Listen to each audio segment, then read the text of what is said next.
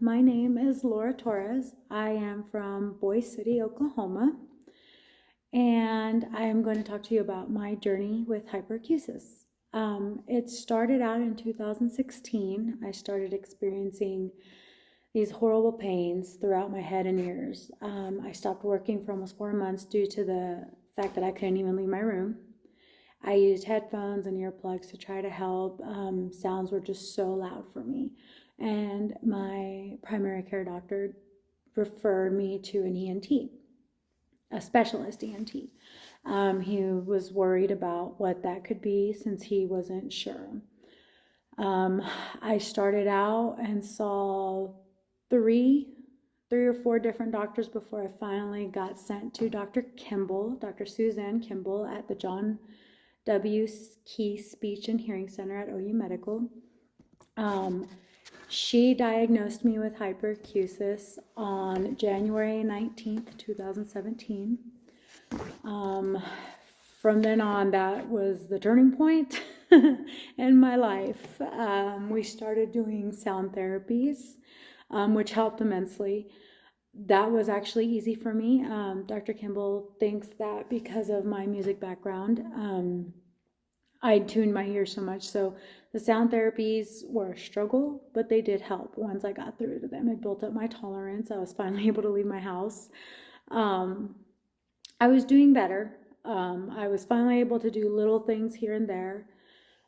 I found out that my earplugs that completely blocked out the sound were causing more problems because as soon as I took them out, I was bombarded by sound. So it just made things worse. So headphones were my best friends after that. I played soothing sounds or sounds that I could tolerate, like white noise, brown noise, blue noise. There's so many noises. Fires, rain, anything that was soothing to me, I played it in the background so I could hear. It was just always inconvenient because I always had headphones in. So in October 1st in 2020, I was fitted for hearing aids, which sounds weird because, I already have superhuman hearing, like Dr. Kimball said, but the problem was that I had the worst case of sensitivity that she had ever seen. When I told her after my last checkup, right before 2020, that I was still experiencing severe pain, she recommended hearing aids, which the look on my face must have told her I thought she was crazy. But she explained to me my hearing aids were going to be the opposite. My hearing aids play a static sound or a white noise, depending on what kind of noise I put in through them. They help with the tinnitus, because I do have severe tinnitus. It's a symptom of my hyperacusis. My tinnitus is unique in its own way. Most people hear one or two, maybe three sounds, like ringing, buzzing, a high-pitched squeal or something. I lost count after 30, and I hear them on a regular basis. So I do hear different sounds on a regular basis. I also have a thing that I call recall. Dr. Kimball laughed at me when I told her that's what I was naming it, because I can hear a sound and then randomly will just hear it. I was in a car wreck a few years back, and randomly, about a year later, driving down the highway, I hear the sound of crunching metal as if I was back in the car wreck. So that's always fun when I have recall, because depending on the sound can be very surprising. My hearing aids, once I got in, have been my saving grace. They let me go to events, to watch my kid, to watch my nephew, my niece, my sister, everything, to just be out and about. I will not say that it has taken away the pain, because unfortunately the pain has never left. I deal with pain on a daily basis. Most of the time it's excruciating. On a normal person's pain scale that I deal with on a daily basis, it would be probably a 7. My pain scale that I've pretty much made for myself, it's a 3. So I deal with it. I have a very high pain tolerance, which thank God for that, because if not, I would never leave my room. I would be in the fetal position all the time just crying. My pain levels get so bad that I do have to go to the ER because my body doesn't know how to deal with it anymore. I start trembling and shaking. Like my hands will be like this.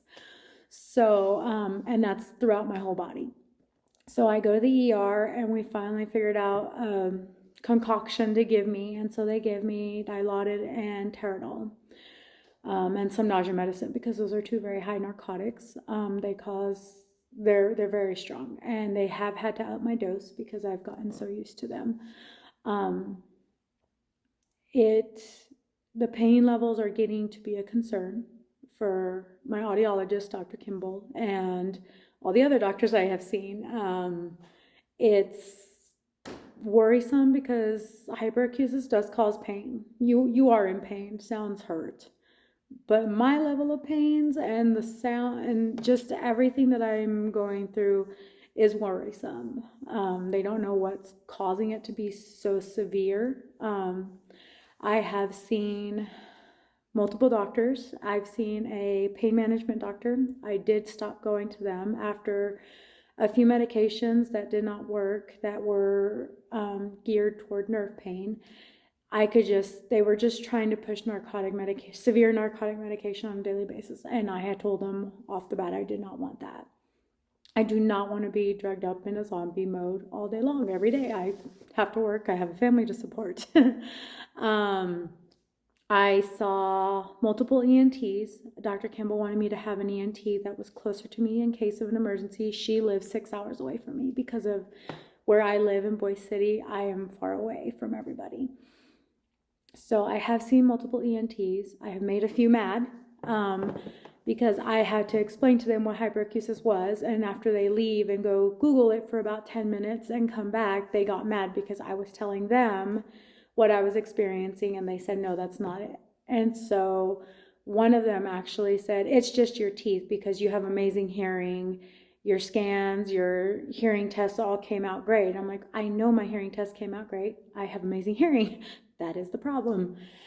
We just can't figure out the pain. So he sent me to a dentist because he thought it was TMJ, which when I went to my dentist, he said, no, they are just grasping at straws, which I figured once they sent me there. I went to an otologist. Was not impressed. I probably should see a different one, but I was just very put off by this one. He walked in, I probably spent 5 minutes with him. He walked in, looked at my chart, said, you're just overweight and you need to just find better coping skills and lose weight.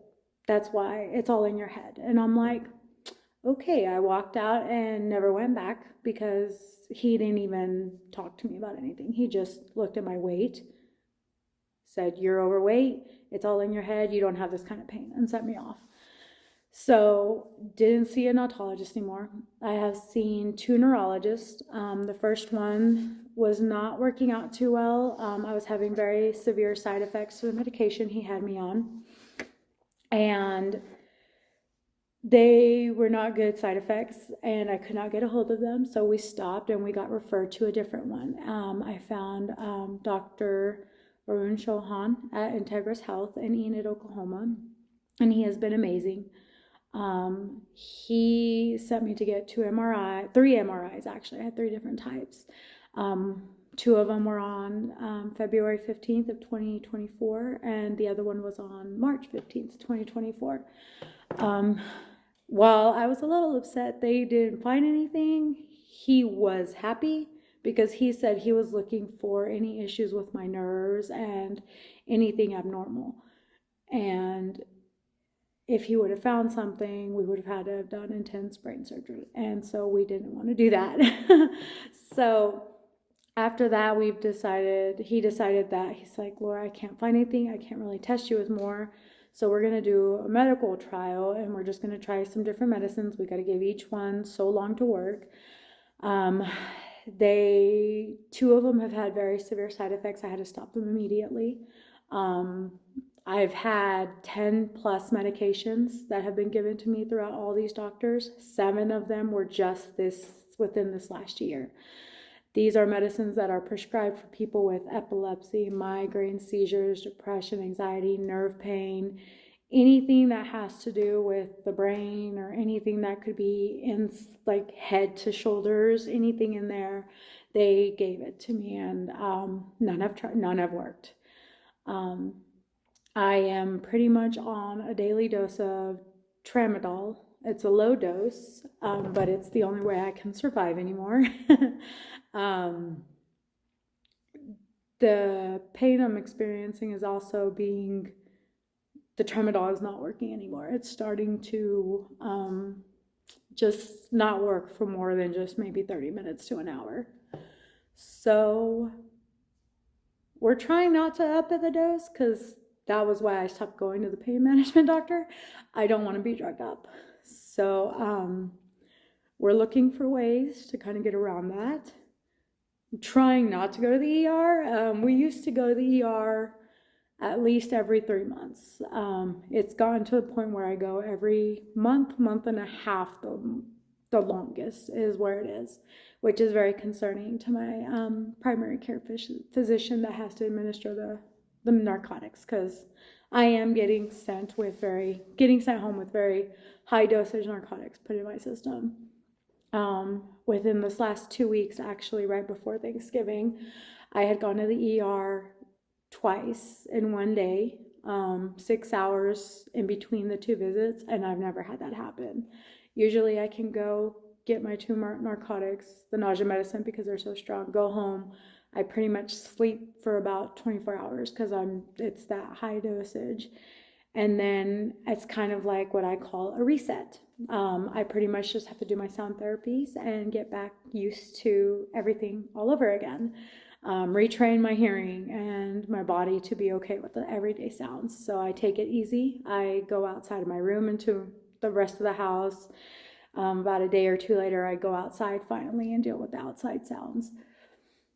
Like I said, my hearing aids are my saving grace. Those stay with me at all times. Those are in my ears playing my static sound.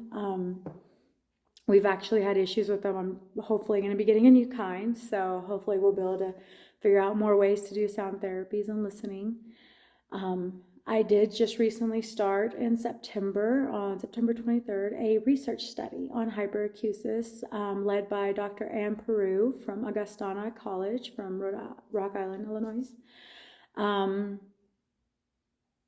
Through that study, I knew my hyperacusis was already unique in its own way, which hyperacusis is unique in its own way, but I now realized I fall under the 4 categories that researchers and clinicians describe people that experience hyperacusis. There's loudness hyperacusis, annoyance hyperacusis, fear hyperacusis, and pain hyperacusis.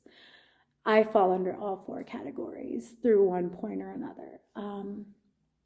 I have severe tinnitus, so that doesn't help with that either. It's to the point we don't know what to do anymore.